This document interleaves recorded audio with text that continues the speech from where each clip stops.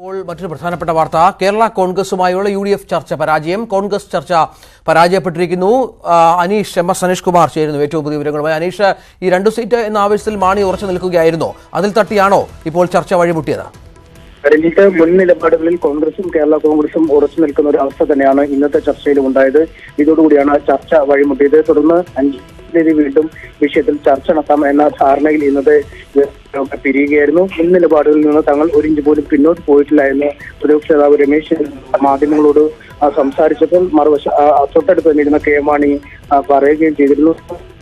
ഒരു വിട്ടുവീഴ്ചയ്ക്ക് തങ്ങൾ തയ്യാറില്ല എന്ന് തന്നെയാണ് കെ മാണി പറയുന്നത്. കോൺഗ്രസ് എന്നാൽ പഴയ നിലപാടുകൾ ആവർത്തിച്ച് തങ്ങൾക്ക് ദേശീയ രാഷ്ട്രീയത്തിലടക്കം തങ്ങൾക്ക് കൂടുതൽ സീറ്റുകൾ വാങ്ങേണ്ട ഒരു അനിവാര്യതയുണ്ട്. ഇത്തരമൊരു സാഹചര്യത്തിൽ കേരള കോൺഗ്രസ് സഹകരിക്കണമെന്ന ഒരു ആവശ്യമാണ് മുന്നോട്ട് വെച്ചത്. എന്നാൽ സീറ്റ് കാര്യത്തിൽ വിട്ടുവീഴ്ചയില്ലെന്ന കൃത്യമായ നിലപാട് കെ മാണി പ്രഖ്യാപിക്കുകയായിരുന്നു. നേരത്തെ UDF ചർച്ചയ്ക്ക് മുമ്പ് കെ മാണിയും പി ജോസും അടക്കമുള്ള കേരള കോൺഗ്രസ് നേതാക്കളും എറണാകുളം ഗസ്റ്റ് ഹൗസിൽ പ്രത്യേകം ചർച്ചകൾ നടത്തിയിരുന്നു. ഈ ചർച്ചയിലും സീറ്റ് ആവശ്യത്തിൽ ഉറച്ചു നിൽക്കാൻ തന്നെയാണ് തീരുമാനിച്ചിരിക്കുന്നത്. എന്തായാലും കോൺഗ്രസിലെ പ്രത്യേകിച്ചും UDFിലെ സീറ്റ് നിർണയ ചർച്ചകൾ ഒരു അർത്ഥത്തിൽ വഴിമുട്ടി നിൽക്കുന്ന സാഹചര്യമാണ്. നേരത്തെ കോൺഗ്രസ് പ്രഖ്യാപിച്ചതനുസരിച്ച് 4-ാം തീയതി കോൺഗ്രസിലെ സ്ഥാനാർത്ഥി നിർണയ ചർച്ചയായിരുന്നു. എന്നാൽ കേരള കോൺഗ്രസിലുള്ള ചർച്ചകൾ ഇനി എന്നും എത്താത്തൊരു സാഹചര്യത്തിൽ കൂടുതൽ ചർച്ചകൾ നീളും എന്ന സൂചനകൾ തന്നെയാണ് ഇപ്പോൾ ലഭിക്കുന്നത്.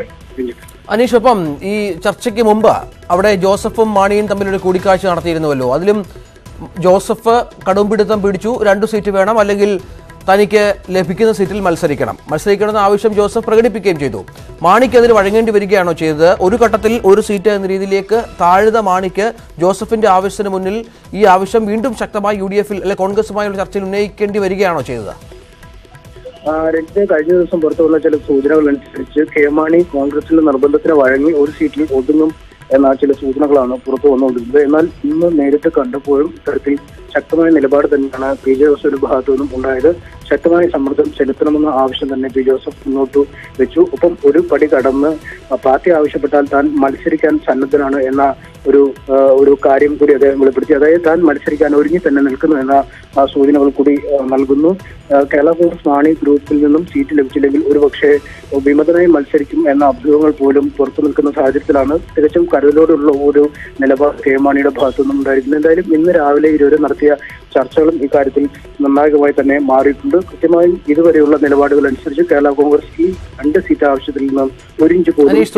രാജ്മോഹൻ ഉണ്ണിത്താൻ ടെലിഫോൺ ലൈനിലുണ്ട്. ശ്രീ രാജ്മോഹൻ ഉണ്ണിത്താൻ, ഇന്ന് കേരള കോൺഗ്രസ് മാണിയുമായുള്ള ചർച്ച പരാജയപ്പെട്ട സാഹചര്യമുണ്ട്. ഇത് UDFിന്റെ സീറ്റ് വിഭജനത്തെ തന്നെ വല്ലാത്ത പ്രതിസന്ധിയിലേക്ക് കൊണ്ടുപോകുന്നുണ്ടോ? ഒരിക്കലും UDFിന്റെ സീറ്റ് വിഭജന ചർച്ച ഒരു പ്രതിസന്ധിയിലേക്ക് പോകില്ല. കാരണം യാഥാർത്ഥ്യ ബോധം ഉൾക്കൊണ്ടുകൊണ്ട് UDFിലെ എല്ലാ ഘടകകക്ഷികളും ഈ തെരഞ്ഞെടുപ്പുമായി സഹകരിക്കുമെന്നുള്ളതാണ് കോൺഗ്രസ് പ്രതീക്ഷിക്കുന്നത്.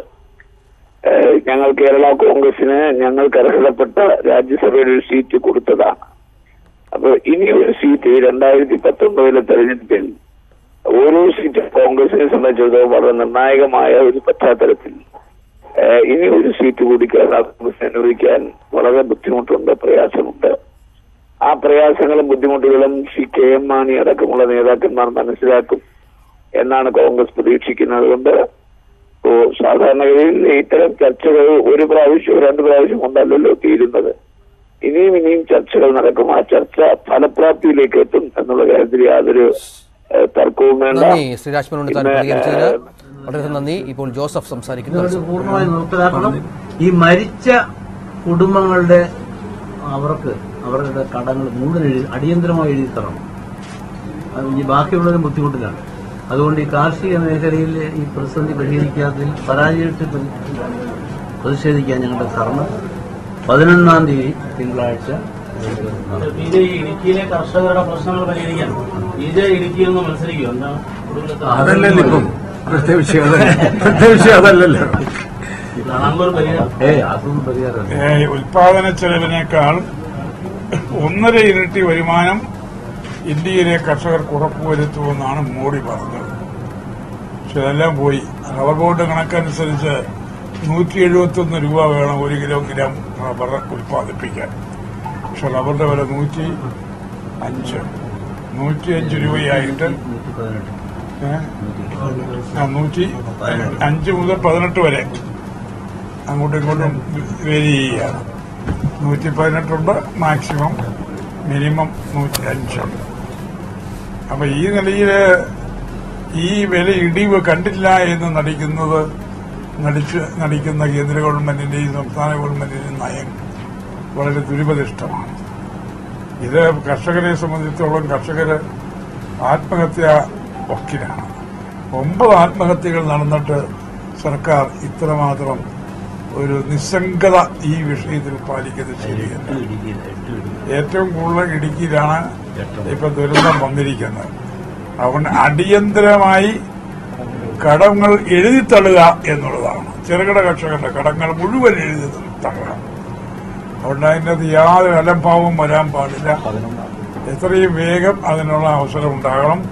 ഏതായാലും ഗവൺമെന്റ് കാണിക്കുന്ന നിസ്സംഗതയ്ക്കെതിരെ ഞങ്ങൾ 11-ാം തീയതി സെക്രട്ടേറിയറ്റിന് മുമ്പിൽ ഒരു ധർണ നടത്തുന്നു. ഇപ്പോൾ കെ മാണി മാധ്യമങ്ങളെ കണ്ടുകൊണ്ടിരിക്കുകയാണ്. ജോസഫ് മാൽവും സംസാരിച്ചു. പക്ഷേ അവർ ഇപ്പോൾ പ്രധാനമായും പറയുന്നത് കർഷകരുമായി ബന്ധപ്പെട്ട വിഷയങ്ങൾ തന്നെയാണ്. ആന്റണി രാജു ചേരുന്നു, ജനാധിപത്യ കേരള കോൺഗ്രസ്. ആന്റണി രാജു, മാണി തൽക്കാലം അതിലേക്ക് കടന്നിട്ടില്ല സീറ്റ് വിഭജനവുമായി ബന്ധപ്പെട്ട. പക്ഷേ ലഭിക്കുന്ന സൂചനകൾ ചർച്ച പരാജയപ്പെട്ടു. 2 സീറ്റ് വേണമെന്ന ആവശ്യം ഉന്നയിച്ചു മാണി. അത് ശക്തമായി വേണമെന്ന് പറയുകയും ചെയ്തു. UDFന്റെ സീറ്റ് വിഭജനം തന്നെ ഒരു കീറാമുട്ടിയായി മാറുകയാണോ ഈ മാണിയുടെ ആവശ്യത്തിൽ? ആന്റണി രാജു, അദ്ദേഹം ടെലിഫോൺ ലൈനിലില്ല എന്ന് കരുതുന്നു. കെ മാണിയുടെ വാർത്താ സമ്മേളനം തുടരുകയാണ്. അതിലേക്ക് ഒരിക്കൽ കൂടി.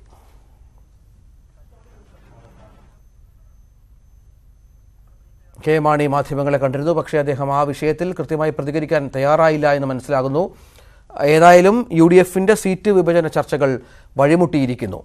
അവിടെ Jose K Mani, KM Mani, Joseph എന്നിവർ പങ്കെടുത്ത ഉഭയകക്ഷി ചർച്ചയിൽ, കോൺഗ്രസുമായുള്ള ചർച്ചയിൽ വളരെ പ്രധാനപ്പെട്ട ആവശ്യം, 2 സീറ്റ് എന്ന ആവശ്യം അവർ മുന്നോട്ട് വെച്ചു. അതിന് കോൺഗ്രസ് വഴങ്ങിയില്ല എന്ന് കരുതുന്നു. രാജ്ഭവൻ ഉണ്ണിത്താൻ ഒരിക്കൽ കൂടി ടെലിഫോണിലുണ്ട്. ഉണ്ണിത്താൻ, ഇന്ന് കോൺഗ്രസിന്റെ ആവശ്യം അതാണെങ്കിലും 2 സീറ്റ് വിട്ടു നൽകില്ല, 1 സീറ്റ് കൂടി അധികം നൽകാനാവില്ല എന്നാണെങ്കിൽ പോലും മാണി അതിന് വഴങ്ങിയില്ല. അതിന്റെ പേരിലാണ് ഇപ്പോൾ ഈ സീറ്റ് വിഭജന ചർച്ചകൾ വഴിമുട്ടിയത്. 5-ാം തീയതിക്ക് ചർച്ച മാറ്റിവെക്കുകയാണ് എന്നും കേൾക്കുന്നു. ഈ ജോസഫിന്റെ പിടിവാശി, ഒന്നുകിൽ ലഭിച്ച സീറ്റിൽ തനിക്ക് മത്സരിക്കണം, അല്ലെങ്കിൽ 2ാമത് സീറ്റിൽ നേടിക്കൊണ്ട് അതിൽ മത്സരിപ്പിക്കണം. അതുതന്നെയാണ് പ്രധാനപ്പെട്ട ഒരു വിഷയം ഇതിൽ ഉരുത്തിരിഞ്ഞത് എന്ന് വേണം കരുതാൻ ഈ ഘട്ടത്തിൽ. ശ്രീ രാജ്ഭവൻ ഉണ്ണിത്താൻ.